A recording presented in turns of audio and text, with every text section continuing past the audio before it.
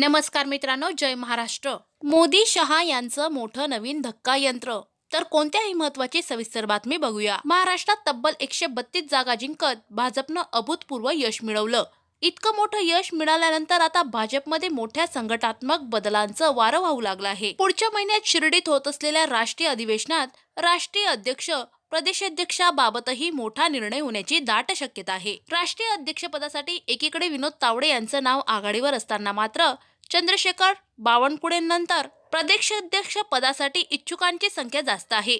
अशातच महाराष्ट्र प्रदेशाध्यक्षाबाबत एक मोठी अपडेट समोर आले आहे. मंत्रिपदासाठी दिग्गज नेत्यांचा पत्ता कट झाल्यामुळे या नाराज नेत्यांचं पुनर्वसन करतानाच त्यापैकी कुणाला संधी द्यायची की धक्कातंत्र वापरत नव्या चेहऱ्यांकडे नेतृत्वाची कमान द्यावी असा पेच भाजप आणि पक्षश्रेष्ठींसमोर पेच निर्माण झाला होता. याच दरम्यान प्रदेशाध्यक्ष पदासाठी चंद्रशेखर बावनकुळेंच्या पुढचा वारसदार जवळपास निश्चित झाल्याचं बोललं जात आहे. भाजपा प्रदेशाध्यक्षपदी रवींद्र चव्हाण यांचे नाव जवळपास निश्चित झाल्याची विश्वसनीय माहिती समोर येत आहे. जानेवारी महिन्यात शिर्डीला होत असलेल्या भाजपच्या राष्ट्रीय अधिवेशनात रवींद्र चव्हाण यांच्या नावाची एकमताने घोषणा होण्याची दाट शक्यता आहे. केंद्रीय गृहमंत्री अमित शहा आणि राष्ट्रीय अध्यक्ष जे.पी. नड्डा यांच्या उपस्थितीत ही घोषणा केली जाणार आहे. भाजपचे प्रदेशाध्यक्ष चंद्रशेखर बावनकुळे यांचा मंत्रिमंडळात समावेश झाला आहे.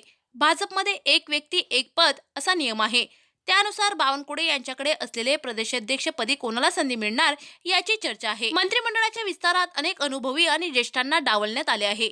त्यामुळे प्रदेशाध्यक्ष पदाची जबाबदारी अनुभवी ज्येष्ठांकडे देण्याची तयारी भाजपने केल्याचे बोलले जात आहे. चंद्रशेखर बावनकुळे यांना मंत्रिपदाची संधी देण्यात आल्याने आता भाजपचे नवीन प्रदेशाध्यक्ष कोण असणार याविषयी तर्कवितर्क लढवले जात आहे. यात मंत्रिपदाची संधी मिळू न शकलेले सुधीर मुनगंटीवार, रवींद्र चव्हाण, डॉक्टर संजय कुटे यांची नावे प्रदेशाध्यक्ष पदाच्या शर्यतीत आहे. त्यात रवींद्र चव्हाण यांचे नाव प्रदेशाध्यक्ष पदासाठी सर्वाधिक